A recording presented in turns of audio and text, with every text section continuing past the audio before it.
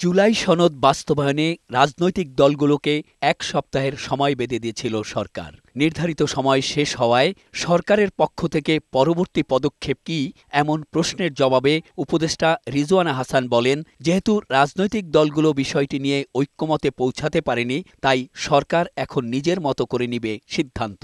সরকার হয়তো চায় 100% সিদ্ধান্তই রাজনৈতিক কনসেনসাসের ভিতর দিয়ে আসুক।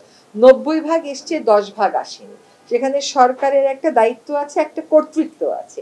সরকার এই দুই জায়গা থেকে একটা সিদ্ধান্ত নেবে এবং সেই সিদ্ধান্ত নেওয়ার আগে সরকার একটা সময় দিয়েছে তো, যে আপনারা 7 দিনের মধ্যে বসেন।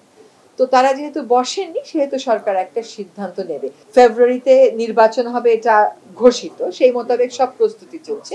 কিছু কিছু সিদ্ধান্তের জন্য আসলে নির্বাচন কমিশনকেও হয়তো আটকে থাকতে হচ্ছে। সেজন্য আমরাও আর খুব বেশি সময় নেব না, আমরাও নিজেদের মধ্যে কথাবার্তা বলে সরকারের পক্ষ থেকে সিদ্ধান্ত জানিয়ে দেব। অপর এক প্রশ্নে উপদেষ্টা বলেন, নির্বাচনকে সামনে রেখে কোনো অশুভ শক্তি মাথাচাড়া দিয়ে উঠলে সরকার ছাড় দেবে না। নির্বাচনকে সামনে রেখে কোনো বিশৃঙ্খলা তৈরির চেষ্টা করলে সরকার বসে থাকবে না, আইন অনুযায়ী সর্বোচ্চ ব্যবস্থা নিবে। আমাদের সর্বোচ্চ চেষ্টা থাকবে সুষ্ঠু এবং শান্তিপূর্ণ নির্বাচনের। আমরা সেদিকেই হাঁটছি। তারপরেও বিভিন্ন ন্যস্ত স্বার্থ গোষ্ঠী, বিভিন্ন অশুভ শক্তি বিশৃঙ্খলা সৃষ্টির চেষ্টা করে, তাহলে সেগুলোর ক্ষেত্রে যারা দোষী, আমরা তাদেরকে আইনের প্রক্রিয়ায় আনবো। আমরা তো মোটামুটি এখন বুঝতে পারছি যে কি ধরনের কাজগুলো হতে পারে। সেখানে আমাদের প্রস্তুতি আমরা আরেকটু বাড়াবো, আমাদের শক্তি আমরা আরেকটু বেশি বাড়িয়ে দেব।